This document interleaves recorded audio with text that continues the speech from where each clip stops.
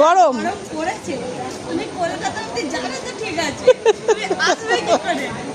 তারপরে আমরা দেখলাম যে না ঠাকুরের চাই দাদু একটু ঘুরুক, তার জন্য ওয়েদারটা ঠান্ডা করে দিয়েছে। ওই যে আবার কি বলছে ওখান থেকে বসে বসে সবাই রহস্য করছে বাবু, বুঝলে? বাবা বলছে ওপরওয়ালার কাছে ফোন করেছে বাবা যে আমার শ্বশুর যাবে কলকাতা, একটু ঠান্ডা ওয়েদার দিতে। মানে হেডফোনটা এই দাদুর কাছে বাড়ি যাচ্ছি আমি। তুমি কি খাবে বলতে গিয়ে এখন কি খাবে? মাছ ভাত।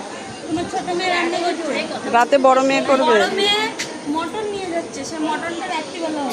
তারপর বিরিয়ানি, বিশাল খাওয়া দাওয়া। হ্যাঁ হ্যাঁ, নাতিদের বিয়ের খাবার খাওয়া হয়েছে। কিরম মেঘ মেঘ ওয়েদার, বেশ ভালোই হলো। আমারও ভালো লাগে না বেশি গরম, খুব সুন্দর ঠান্ডা ঠান্ডা ওয়েদার।